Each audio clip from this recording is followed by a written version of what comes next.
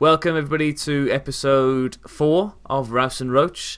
I'm joined again by Billy Roche in Cardigan. Billy, this must be the only, well not the only, the biggest podcast recorded between Cardigan and Dudley.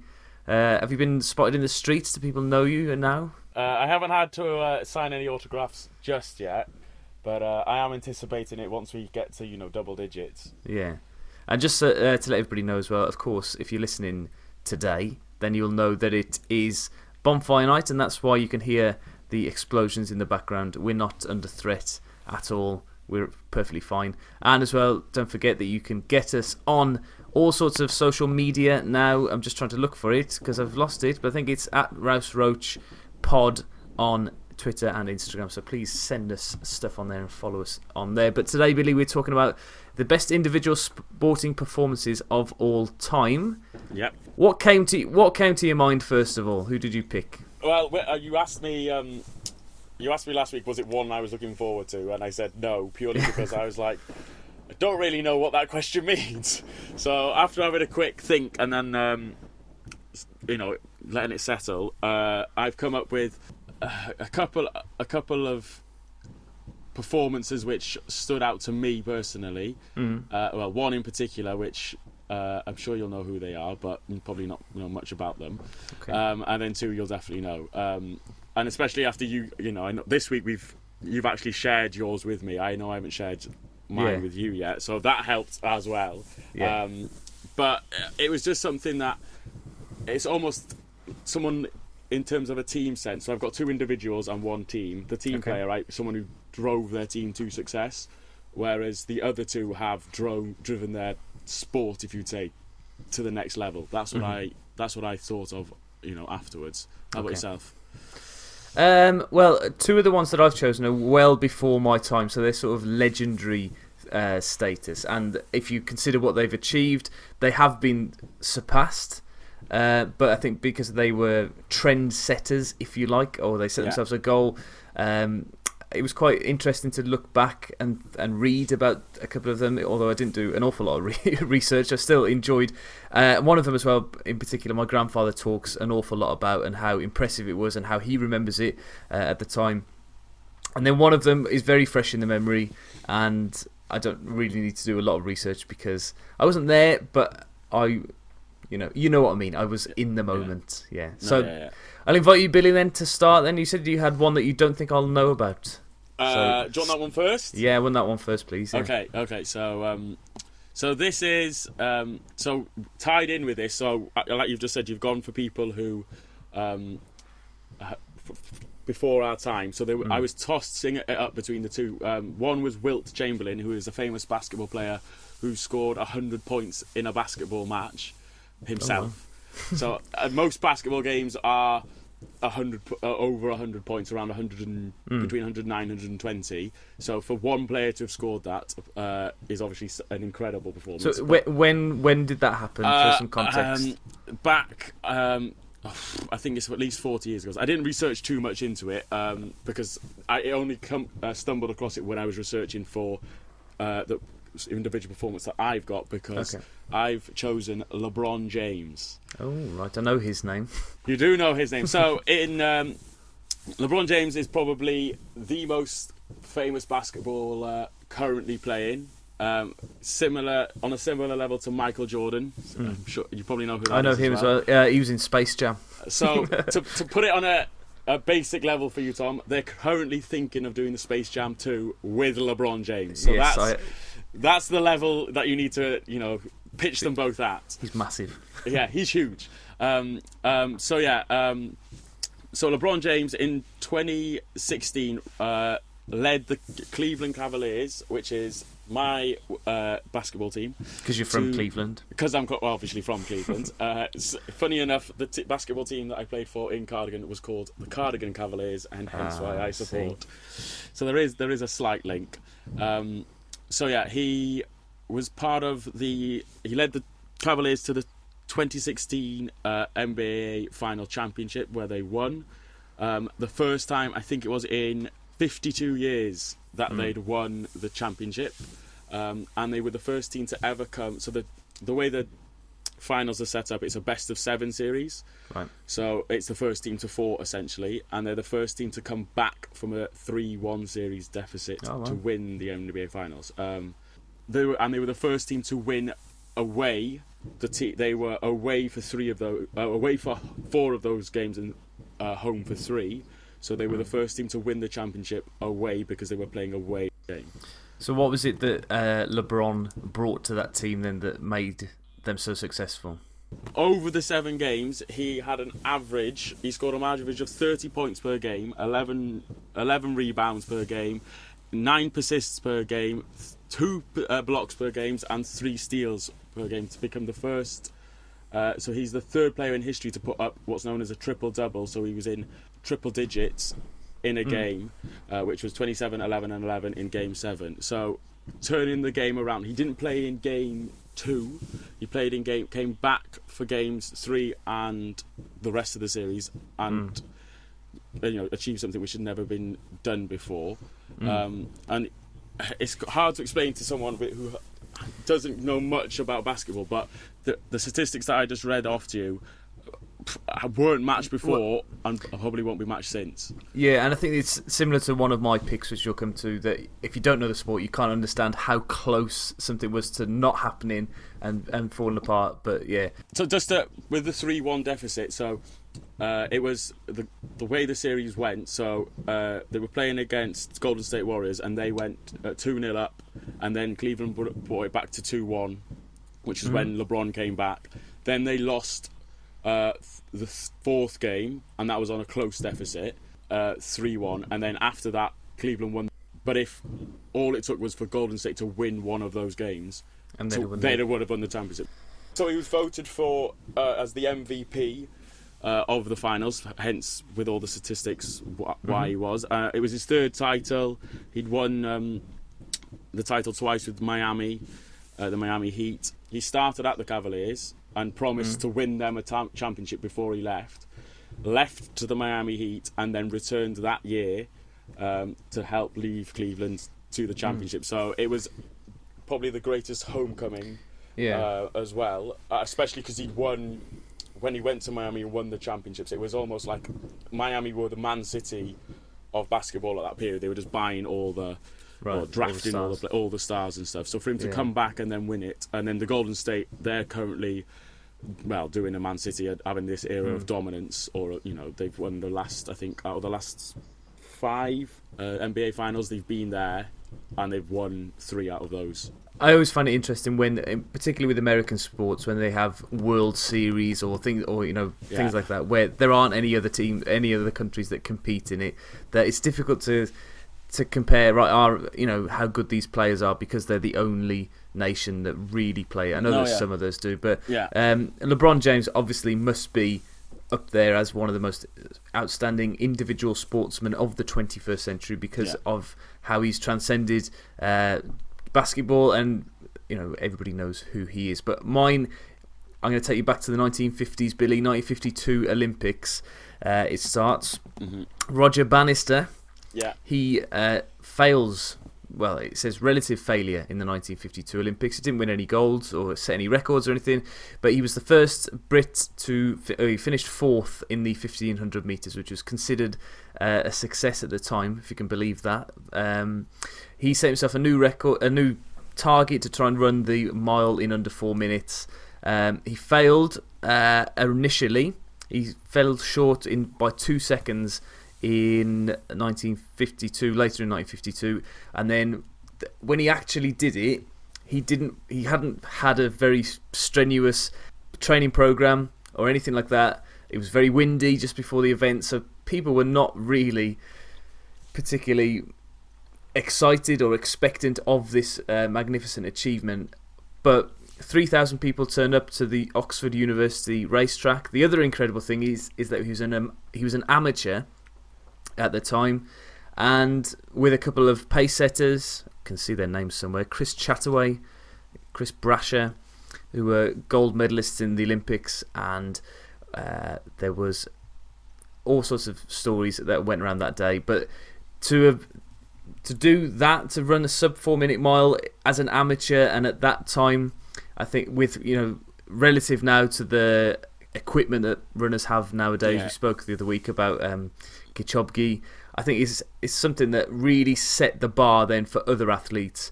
And so much so that the record only lasted for 40 odd days because then an athlete broke it very, very quickly. So his final time was 3 minutes 59.4 seconds. So it was literally just underneath. And when Norris McWhirter, who was the stadium announcer, I suppose, on that day, who then went on to co-edit and publish the Guinness Book of Records, he made the announcement very, very slow to build up the tension. So the race had finished, and then it was this huge, long statement that went on to say, right, I'll read it for you. Ladies and gentlemen, here is the result of Event 9, the 1 mile. First, number 41, R.G. Bannister, Amateur Athletic Association and formerly of Exeter and Merton Colleges, Oxford, with a time which is a new meeting and track record, and which, subject to ratification, will be a new English native, British national, all-comers, European, British Empire and world record. So he said all that, and then as soon as he said the time was 3, the whole crowd erupted because they knew then, obviously, he'd done it, which is fantastic. And then to look at the record then of the mile and how that progressed, obviously, I just mentioned that it got beaten a couple of days later by an Australian runner called John Landy. And then it got broken quite a lot. There's sort of spells where there's a couple of runners that beat each other a couple of times. The best example of that is between 79 and 81. The record changed hands between Seb Coe and Steve Ovett in one of the best rivalries in sport ever. But then it hasn't been broken since 1999, Billy. Moroccan athlete. I was because I was looking. Once he was one name that instantly came to mind. But obviously, once you put his name in your hat or your hat on his peg, whatever you want to call it, he's definitely up there. But I was looking at how often it's been broken and stuff, and it's incredible that since, with all the technology that's gone on, that it has been almost. It's not been attempted. Well, it's not been attempted. Like 20th year. When was it? What was it? Has it passed the 20th anniversary? It was July. July. So you'd have thought that maybe they'd have. Oh no, not. When was the anniversary? Somebody would have made 7th of July. So somebody, you'd expect somebody to have made some sort of attempt on that day. Maybe they did, but and as well with the athletes we've got, like Mo Farah, you think of the pace that he can run. Surely he could. So the record at the moment is 3 minutes 43. It's slightly different. I prefer running long distances to short distances, and it's a completely different. Someone like Mo Farah who runs. Massive distances now, who's gone towards the marathons rather than going back down to the not shorter distances but the 1500 middle distance, those sort of distances. I think it would be a massive thing, whereas some up and comer, if he wants to make a name for themselves, for them not to have gone for it, maybe they did, and it was just not it wasn't as publicised. I did read that it has been broken. There is a record of about 3 minutes 20, but I haven't written it down properly because it was downhill. So I didn't think that was worthy of writing down.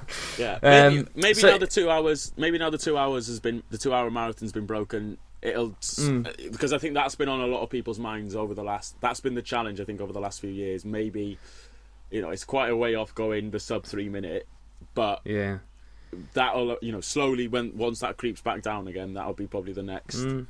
I think there does become a point where humans can't move that much faster than they already do. But we're going to move on then, Billy, to your next one then, and hopefully it's a British sport that I can join in with. Cause it's not a British American sport, but I've gone from it nicely segues into another. I've gone for a runner as well, Tom. Can you guess the runner? Very nice. Me. No. Not quite. Paula Ratcliffe. Usain Bolt. Someone slightly quicker than right. Okay. Just about, yeah. So I've gone for Usain Bolt's individual performance in the 2009 World Championships. Okay. So this was when Bolt set the new record, and the 200-meter world record. So just to go into a bit more detail, because I'm sure we're all aware of those performances.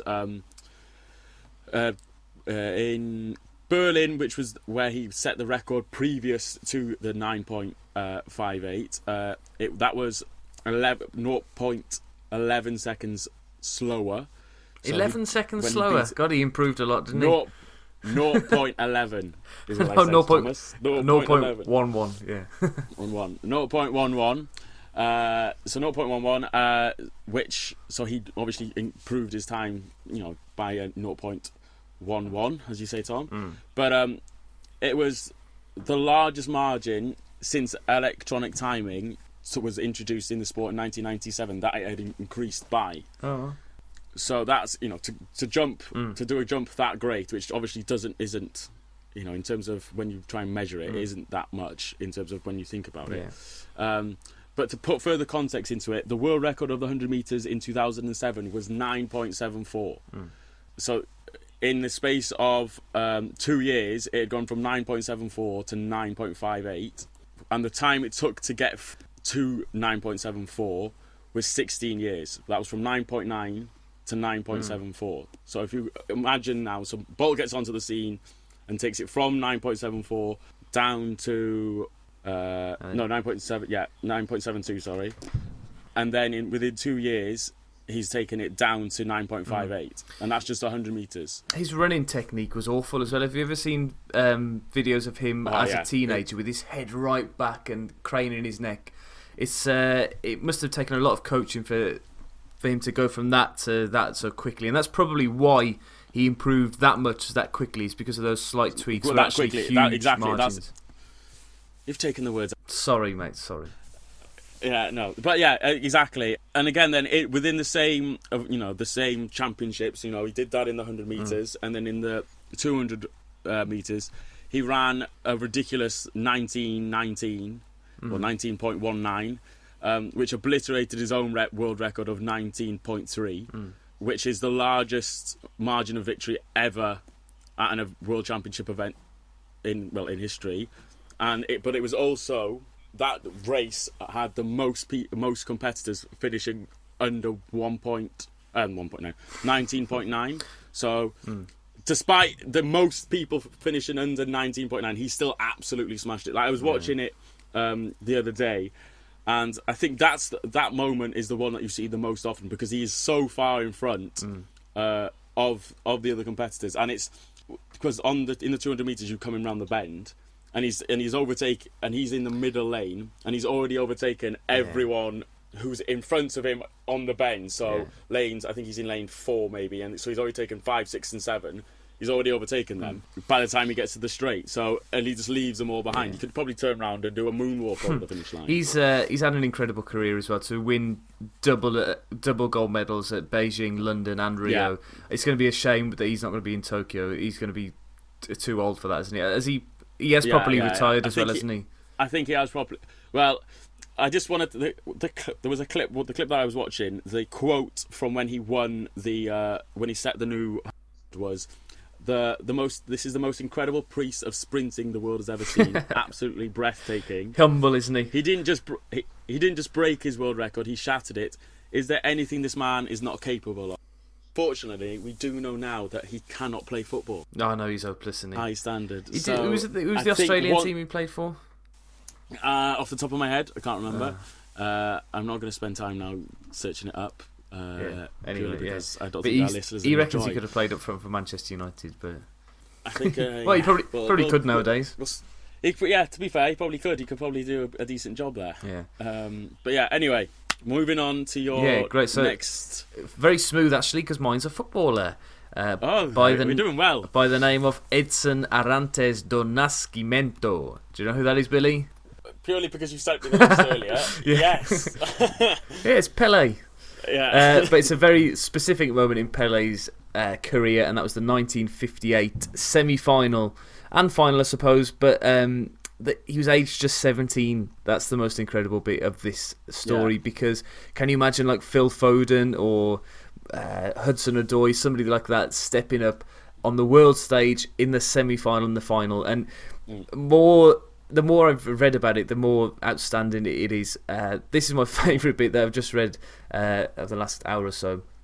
Brazil were determined to do really well, so they left nothing to chance, and they even employed a psychologist for the first time, which of course nowadays is commonplace. But back then, they tested the mental strength of the team, and their report on Pelé judged him as being obviously infantile. Now, this is a man who a couple of weeks later scored a hat-trick in a World Cup semi-final to send his team through. It says that he did not possess the sense of responsibility for a team game.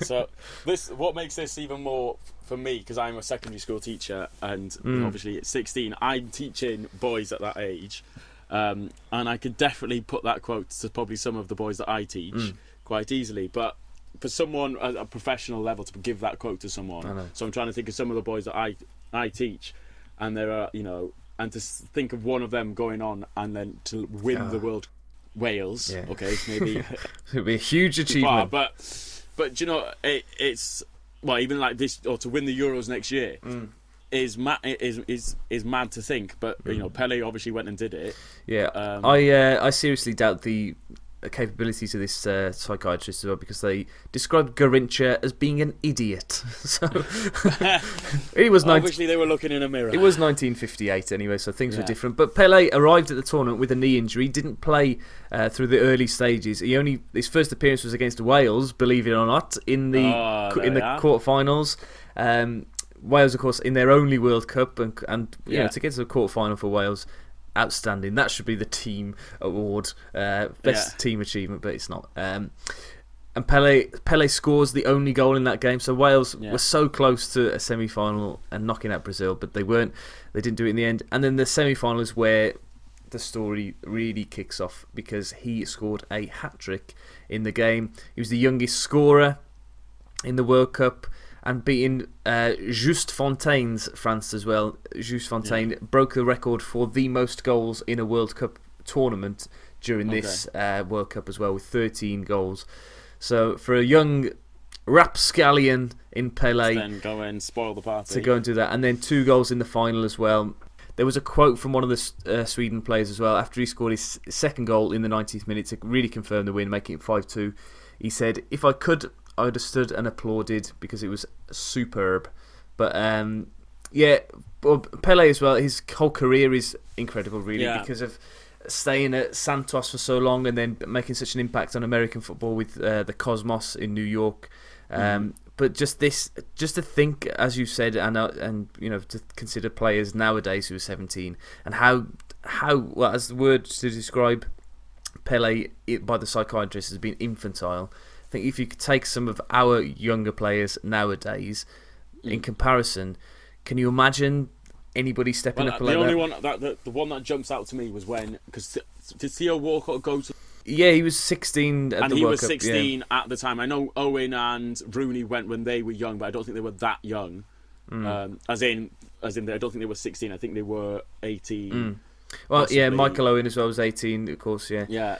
So to think that Theo Walcott again was starting on the bench, I know he didn't come on, I don't think, and had obviously the impact that Pelé did. But to think that, looking back now, if Theo Walcott had gone on and done the same as Pelé, he'd be a national hero, as Pelé is in Brazil. Yeah.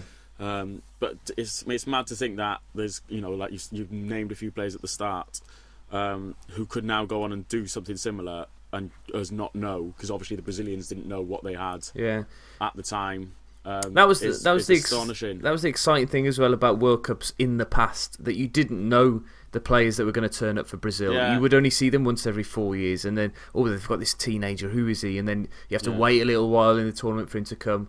But yeah, that's one thing that I really miss. The only time we get it now, I suppose, is when you get when Greece won it, when the Euros, or Wales potentially. Yeah.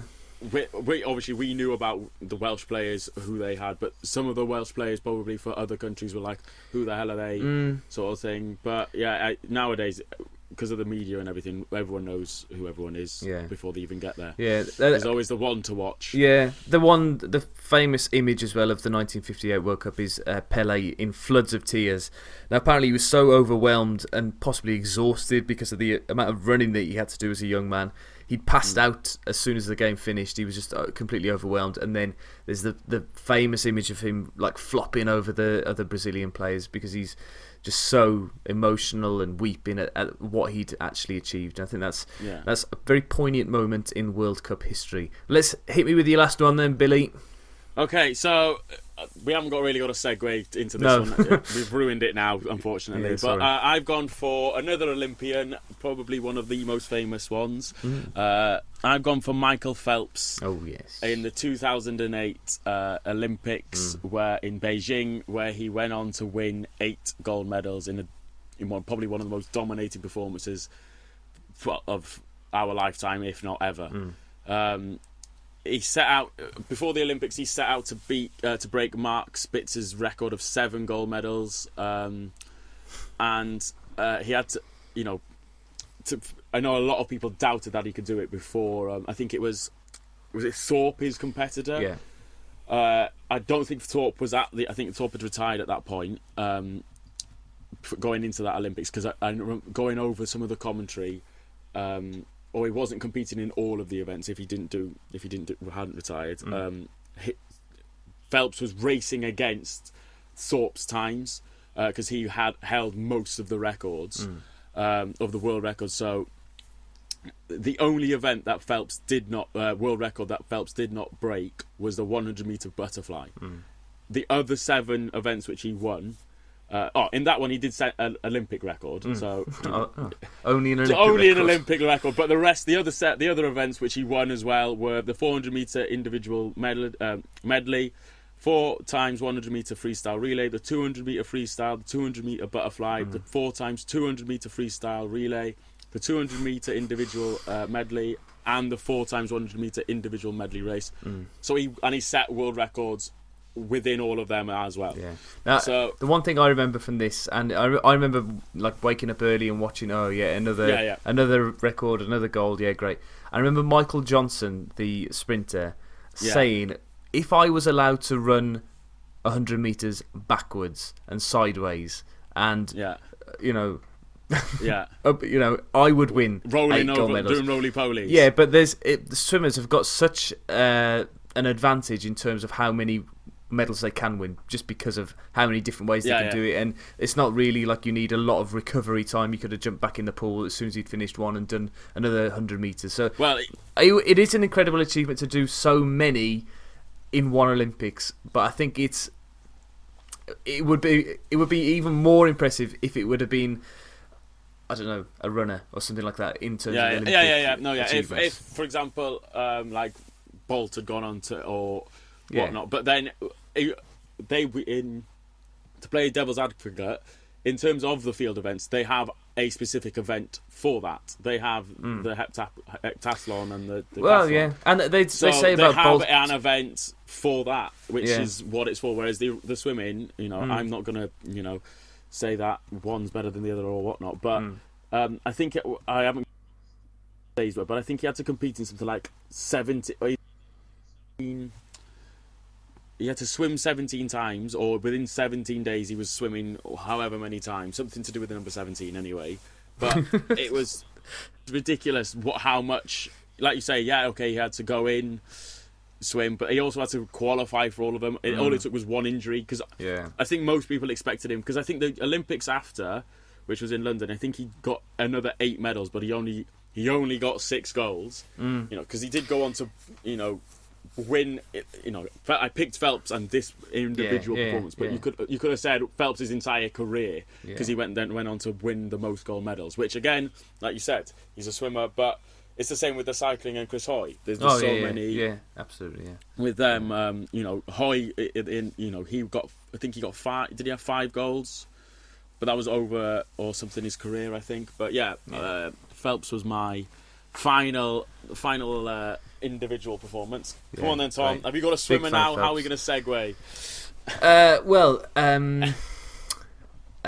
No. Ben Stokes. Ben Stokes, Headingley 2019 on that Sunday. We were together actually at the time, weren't we, Billy, at Molineux. And I'd been in Turin for for most of this test match. For the first 3 days of this 4-day test match, I was in Turin in Italy.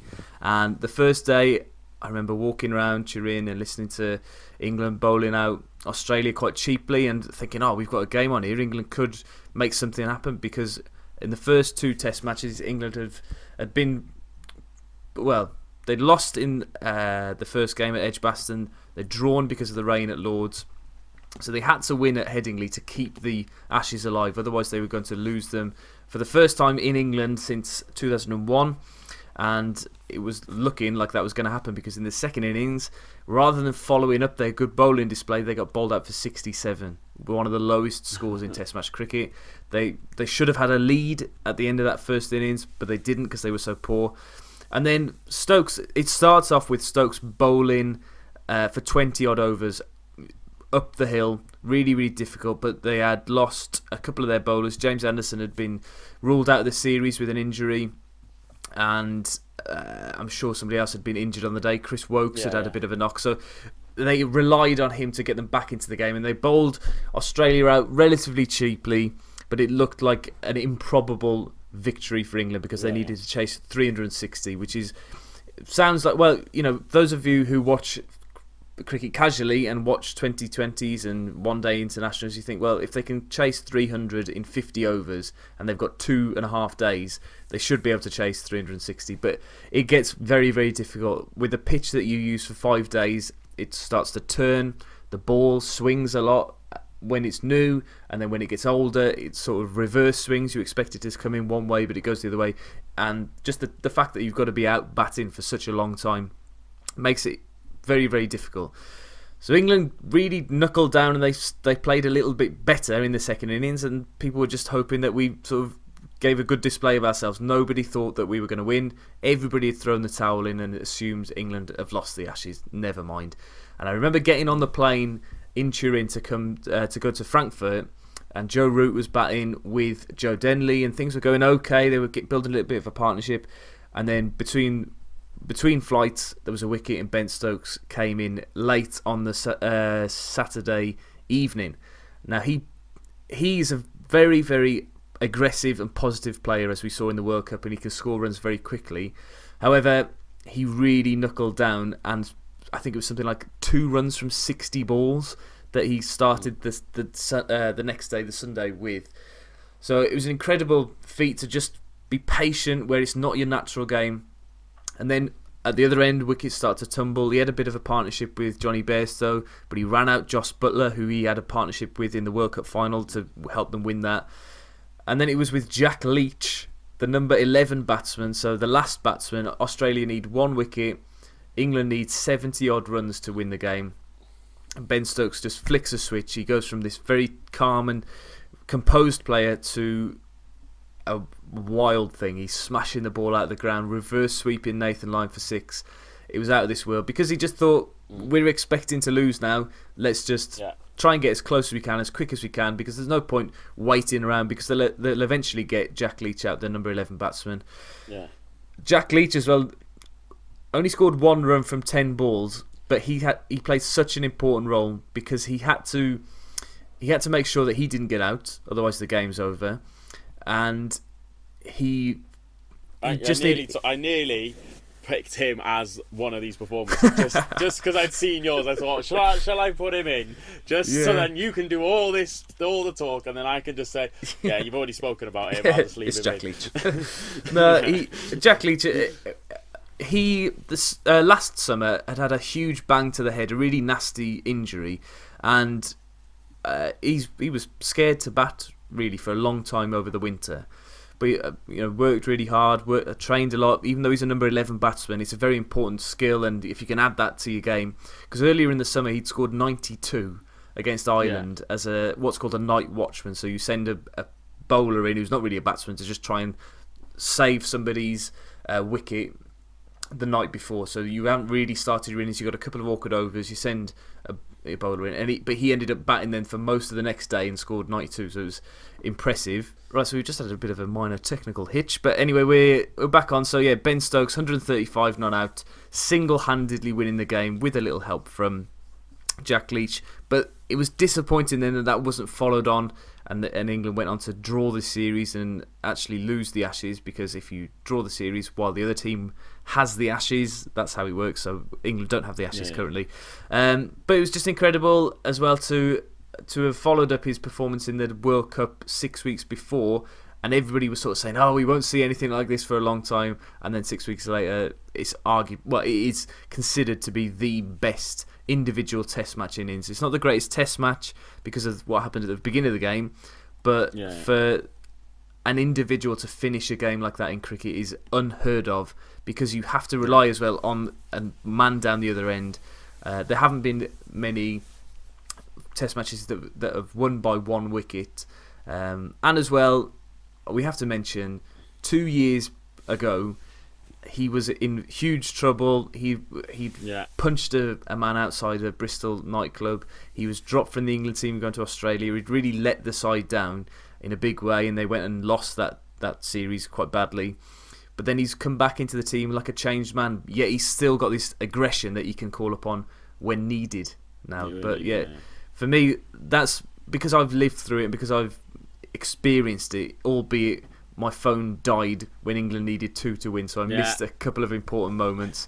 But having watched it then that evening, then I'll accept, I'll admit to listen to it on a weekly basis, as well as the World Cup. I watch it all the time. It's been my favourite summer of cricket ever, and that was my favourite moment. But we're nearly coming to an end then, Billy, because you've got to get off in 9 minutes to watch Chelsea. Who are they playing today? Ghent. No, Ajax. Ajax. We do know. Oh, that's Ajax. Yeah. So it's we won the last fixture away. We've got to now. Well, if we can get a result tonight, that'll be us in a pretty decent position to qualify out of our group. Okay. But yeah. Anyway, because you were in a bit of a rush as well, because I know you were out this evening and hadn't prepared a quiz, so I've taken liberties and made another one for you. Great. For me to lose. So whether next week you do 2 on the bounce or I carry on doing this, because I'm quite enjoying doing these, and I know you absolutely hate me doing them. So yeah, right. Are we ready? Yes. Same again as always. It's 5 clues, and then for each clue you lose a point. So you start with 5. If you get it on the first one, you have 5 points, 4 points, 3 points. So far, you've only managed to get them on the final clue. So you're on 2 points, Tom. You're doing well. Great. But at least you're getting them. You are getting them eventually. and it's showing that they are hard, but you are getting them on the last one. This one, however, I'm I'm not going to quietly optimistic. You could get it. Oh. But you might not. So yeah. Great. So this player has played with Gareth Bale, Ryan Giggs and Joe Hart, all at club level. All at club level, right. Yeah. Michael Carrick. Ooh, no. So, he is his country's all-time leading goal scorer, scoring 52 goals in 109 appearances. According to Wikipedia. All at club level. Oh gosh, they're a very peculiar bunch of players at club level. So it's somebody who must have played for, I'm imagining, Tottenham, Manchester United, and Man City. Unless somebody who played with Joe Hart at like Birmingham City or somewhere like that. Or where was it? Where else did he play, Joe Hart? Shrewsbury. Oh God. See, I always get caught on one idea now, and I'm trying to think of somebody. And then you're down that rabbit hole now. Yeah. But I think the Spurs bit must be in the Southampton. Oh God, it could be Southampton as well. Oh, I'm trying to think of Gareth Bale players. Gareth. Let me just read this clue out for you again, because you're going down that rabbit hole. So he is his country's all-time leading goal scorer, scoring 52 goals in 109 appearances. So he's a striker then. He must be a striker. Oh, is it somebody that was already been mentioned on the podcast? Is it Dimitar Berbatov? No. That felt like a really good guess then, but I don't think he's played with Joe Hart ever. In the 2010 World Cup, he was statistically the fastest player, reaching a top speed of 32.5 kilometers an hour. No. Oh! I've got it. I think I've got it. I hope I've got it. Is it Emmanuel Adebayor? No. So here we are, Tom. This is going to be a massive clue. His name is... No, not yet. So we're on clue 4. You've not got one at this clue yet, so let's see. He has played with Raul Jimenez. Oh. Okocha. Oh. Is it Okocha? JJ Okocha. No, Guillermo Oh, God. Okocha. And Giovanni Dos Santos. Oh. Javier Hernandez. Yes, Thomas! We have a winner. Would you like to know what the final clue was? Yeah, go on. He has a nickname because of his green pea-like eyes. Oh, I didn't know that. I wouldn't have guessed that. I know that his name is Chikorito. Yeah, which is I think it's Chikarito. Not Chikar. It's Chicario. Is green, like little green. Right. I think. But what was funny, because obviously I knew the answer, was all the players up until Adebayor had played for Man United, so I was hoping you were just going to have Man United players all the way down. But he's played with Gareth Bale at Real Madrid. Yeah, right, okay. Ryan Giggs at Manchester United, and Joe Hart he played with at West Ham. So that's why I was trying to get you out of that rabbit hole, because you'd obviously gone. I got stuck. You got stuck in that hole, but no, you did well. I got 2 points. You're now on 4 points. I've doubled my tally. Wow. You doubled your tally. Well done. Next week you've got to get to up a clue again. Right, there's one last thing to do, Billy, and that's to find out what next week's topic is. I'm going to press generate on the number generator, hoping that it's not going to come up number 1 or number 5, because we've already done them. Here we go. Yeah. It's number 4, which is the worst teams or the unluckiest teams of all time. Yeah. Okay, so we'll have a little look at that and try and do some research this week. That's a little word to myself, not to you necessarily. And we'll come back next week on the 12th of November.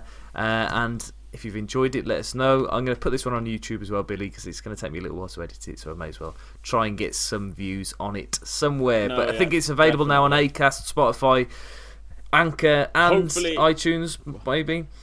Hopefully, by the time this goes up, we still haven't heard. It's still pending review. Okay. So hopefully, by the time this goes up, it will have done.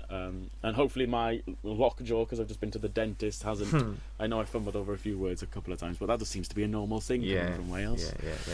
Right. Anyway, thank you very much, Billy. We'll leave it there. Say goodbye to everybody. Cheers, everybody. Goodbye. Goodbye.